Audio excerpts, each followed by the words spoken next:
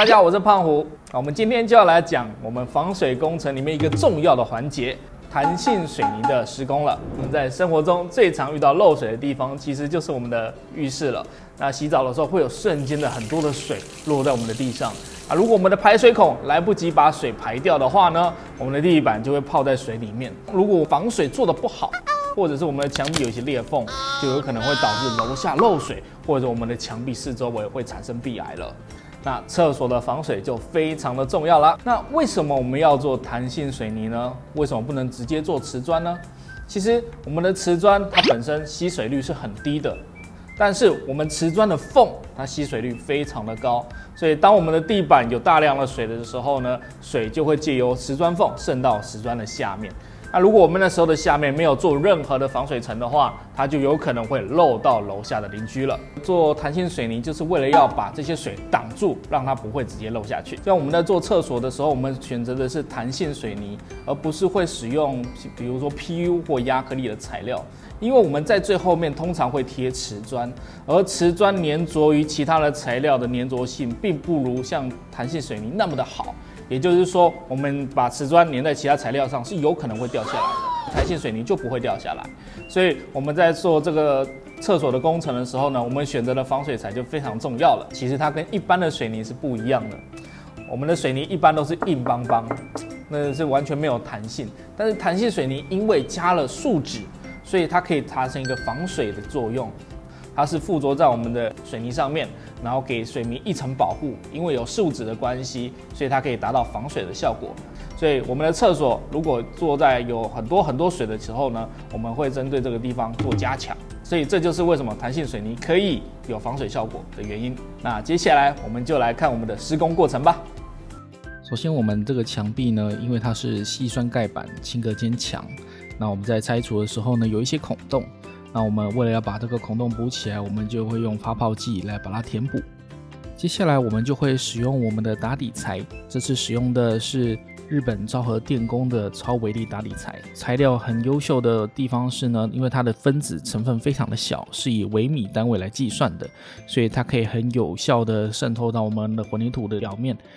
并且可以深入进去。这样子可以固着我们的混凝土上面可能还有一些松动的粒子或者是不稳固的地方。这样子在之后我们涂布弹性水泥的时候，就是涂布我们的防水材的时候呢，就可以达到一个非常好的接着效果。那我们在涂布的地方呢，我们需要记得我们所有需要会涂布到防水材的地方呢，都需要涂布，所以包含我们的墙面地面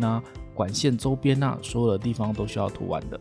而我们刚刚一开始填充的这个发泡剂呢，现在已经都干了，那我们就要把它多余的部分割掉，因为我们的目的是为了要填补那个孔洞。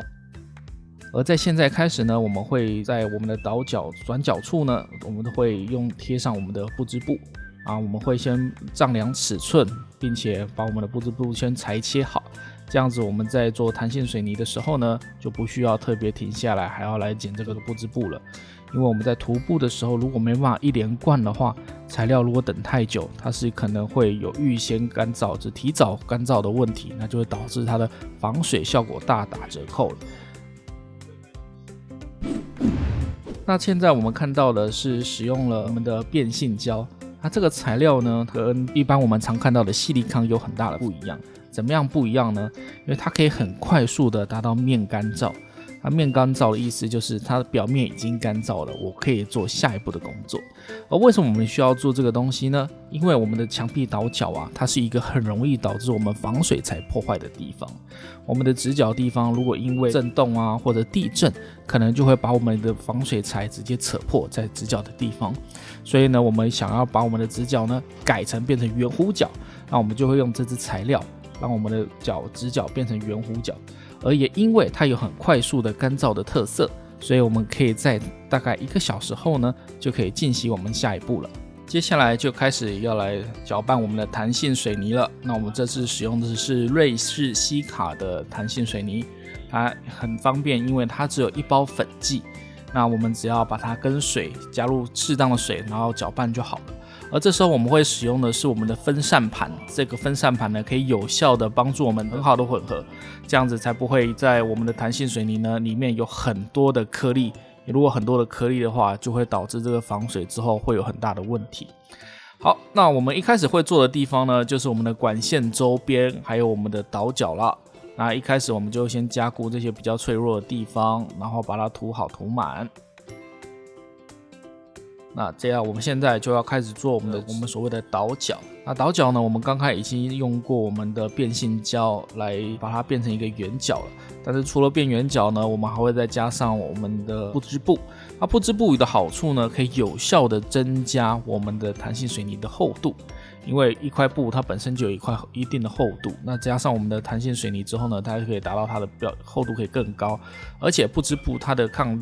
裂的强度会更高，比起只有弹性水泥来说，它的强度会变得更强。所以呢，我们在做厕所或者应该说我们在做防水的时候呢，我们都会加上我们的不织布。而因为这个场合是一个商用的办公室厕所，平常并不会有什么大量的用水或者是洗澡的情况出现。所以我们只涂布，我们的不织布呢就只施作于我们的直角处。我们看到师傅他们在贴这个不织布的时候呢，第一步骤是先涂一层弹性水泥，并且这个一层是要一定的量的。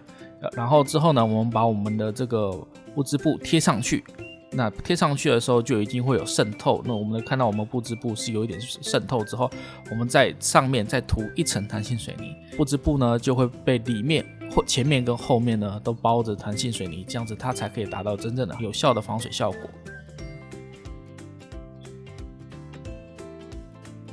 我们在涂布这种防水材的时候呢，其实一个很重要的一点就是弹性水泥它所着重的是厚度，但它是水性的材料，它又不能一次施作太厚的厚度，要不然它有可能会裂开。所以我们不能想着，我们要厚度，所以我就一次整桶给它倒下去，好，那绝对很厚啊，没错，很厚。但是你的弹性水泥，第一个不会干，第二个在干的时候它上下的速度不一样，就有可能会产生裂开。这样子呢，反而是一个失败的防水层。所以呢，我们需要经过多涂多倒，这样子才可以让我们的防水呢达到一个很好的效果。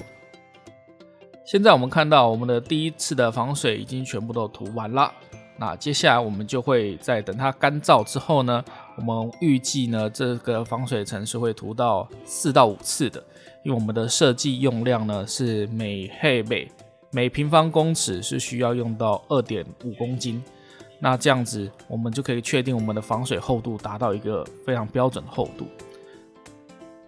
厕所防水要做得好，弹性水泥的施工这一块真的非常的重要，因为如果没有做好的话呢，我们厕所外面就很有可能会产生壁癌。除了不美观以外，它也会影响到我们的身心健康，尤其是如果我们家里有小孩、老人或者是呼吸道过敏的人就更严重了。如果我们防水没有做好的话，还有可能会漏水到我们的邻居家里，那我们邻居就会带着关爱的眼神来每天按你家的门铃咯。以上就是我们关于弹性水泥的分享。如果你喜欢我们的影片的话，也要帮我们按赞、订阅、分享，并且开启小铃铛，这样才可以看到我们更新的影片哦。然后，如果你还有关于厕所防水或者是其他的防水问题想要问我们的，也可以在下方留言，我们都会一一的回复哦。好，那我是胖虎，我们下集再见，拜拜。